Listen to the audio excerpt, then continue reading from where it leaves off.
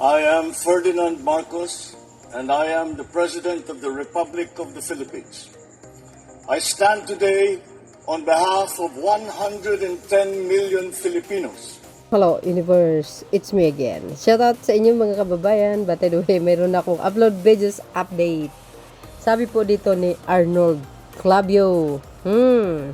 Sabagay guys, tama naman yung sinabi niya. Siyempre, basahin po natin para kompleto detalyado. Shoutout sa mga Marcos Lily supporters, Filipino and OFW. Hello, hello, hello.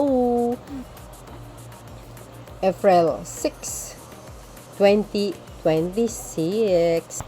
Sabi po dito ng masang Pilipino, ayan, Clavio, nangangamba na mas lumala ang korupsyon kung mawawala si Pangulong Marcos. Sabagay guys, may punto siya. Tandaan nyo, under the Marcos administration, yun lang po ang nakagawa ng tama sapagkat mismo ang Pangulo ang nagsiwalat ng katiwalian sa pamahalaan dekada na. Ang pagnanakaw sa kaban ng bayan. Di ba mga bes? Tama naman. Sabi dito, nagpahayag ng pangamba ang veteranong broadcast journalist si Arnold Clavio na posibleng mas lumala ang korupsyon sa pamahalaan sakaling mawala sa pwesto si Pangulong Ferdinand Marcos Jr. Tama po yun. Next election mga kababayan, yan ang pakaingatan natin. Tayong mga Pilipino, alagaan natin itong bansa na ito. Huwag tayong pumili ng kandidato na walang alam kundi pagnanakaw. Tama yun. Talagang kahit sino naman, guys. Si Pangulong Marcos lang ang may lakas loob na nagsiwalat sa pagnanakaw sa kaban ng bayan. Ang akala, parang baliktad nga Kung sino pa yung tao na akala mo berdugo, duwag pala. Pero ang totoo, yung mismong tahimik, mapanganib pala sa katayuan ni Pangulong Marcos Jr. Walang sinasantaw, di ba?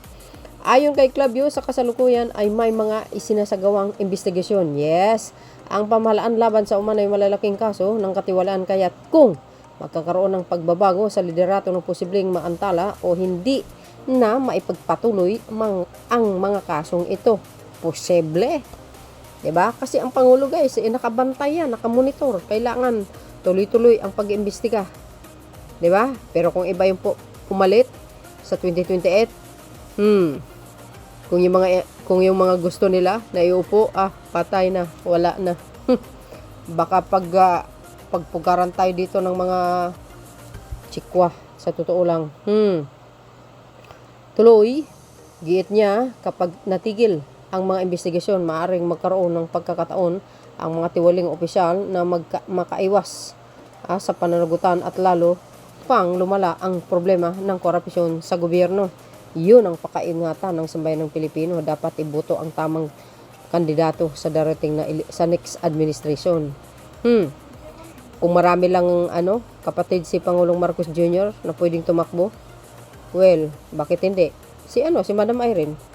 Malay nyo, magdilang anghel at siya ay makapag-isip-isip, tumakbo. Diba? Kasi pag tumakbo si Madam Irene, sigurado yan. Hindi papabayaan ni Pangulong Marcos Jr. Nasa likuran niya. Yung kuya niya. Mismo, magmamanage pa. Baka. Ganon. Diba? Siyempre, tutulungan niya yung kapatid niya. If ever naman tatakbo si Madam Irene. Kasi mga kababayan, kung hindi si PBBM, kung halimbawa iba ang upo, nako, wala na. Wala walang may lakas na loob na supilin or sugpuin, i-expose ang mga magnanakaw. Hindi naman lahat ng ahensya ng gobyerno ganon, pero mayroon talaga. Binigyan din ni Clavio na hindi umano niya nauunawaan na ang mga panawagan para pagbibitiw ng Pangulo sa gitna ng mga hakbang ng administrasyon laban sa katiwalian. Sino ba guys ang laging nagsasabi ng BBM resign na nagrarally doon sa Port Bonifacio? 'Di ba? Aliwasang Bonifacio. Sino ba? Yung atat na atat umupo sa Malacanang na gusto niyang agawin. Kasi, pag nagtagumpay sila, ano ba ang maring mangyari? Siyempre, wala na. Yung mga kaso ng mga kaalyado, wala yan. Matutulog na naman sa pansit, sa sa matagal ng panahon. Hindi na maitutuloy yung mga investigasyon na yan. Totoo yun. Sa bagay, may point si Arnold Clavio talaga. Kasi yun lang naman ang dahilan kung bakit gusto nila patalsikan ng Pangulo. Yun lang yun. Para maiupo yung dapat na maiupo. Ang tanong, makakaupo kaya? 'Di ba? Sa tingin nyo kaya, mga kababayan, pag iupo nila, magtatagal yan? Tapos, paldo-paldo pa yung pamumuno niya? 'Di ba? Sa posisyon niya nga, walang ang achievement walang nagawa sa bayan kundi magdadada sa social media. Maya-maya, naka press conference pa, press release na sinasabi nila, parang gano'n. Wala naman siya nagawa, kundi puro paninira lang sa gobyerno. Diba? Sila, magkapatid, gano'n lang yun, diba? Tama po yun. At sa totoo lang, 101%, hindi magbibitaw si Pangulong Marcos Jr. Ay nako, magkagulo yan, day. Tandaan nyo. Tsaka, isa pa, tsaka hindi makakaupo yung gusto nila. Bakit? Matalino ang sambayan ng Pilipino. Baka ilang buwan lang umupo sa Malacanang, papatalsikan yan through people powers. Baka dyan yung makikita ang totoong people powers. Pag nangyari yan. Wala, pulpul. Wala naman laman Kung magsalita nga anga-anga. Diba? Yan sinabi ni Arnold Clavio. Mawala sa pwesto si Pangulong Marcos. Ayan, magdiriwang ang mga magnanakaw sa gobyerno. Correct! Totoo yun, guys. Totoo yun. For sure yan, Sabi ng, masang Pilipino. Totoo naman yun. Sinabi ni Arnold Clavio. Mangyayari kasi alalahanin nyo, guys. Dekada na po ang pagnanakaw sa kaban ng bayan. Pero ni isa sa mga pinuno ng bansa, walang may lakas loob para isiwalat yun. Kundi si PBBM lang ang mayroong ganun katapang. Tahimik pero mapanganib. Yan ang lagi kong tinatawag sa kanya tahimik siya pero mapanganib ang galaw niyan. Yung isa naman, akala mo, totoo. Maangas. Sabi nila, birdugo. Yun pala, paldo. Saan ba siya ngayon? Diba? Diba? Saan ba siya? Yun na yun. Si PBBM, yun ang totoong berdugo. Si Pangulong Marcos Jr. sa totoo lang. Kasi siya lang talaga may lakas loob para isiwalat ang korupsyon sa bansang Pilipinas. Pero, yung iba naman, mga anti-Marcos, binaligtad pa ang Pangulo. Pero nag-file sila ng impeachment complaint laban sa Pangulo. Nawala naman sus Marioso. Hindi naman sufficient. Insufficient nga ng House. Sabi ng House Committee on Justice. Diba? Walang sapat na ebidensya. Kundi gawa-gawang istorya lang ang ginagawa nila, guys. Ganun lang sila. Ganun sila katuso.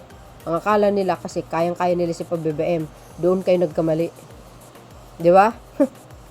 Sa sinasabi magnanakaw na, ay sus, alam nyo, dekada na po, ang ganyang klaseng pamimintang sa mga Marcoses. Nakulong ba sila?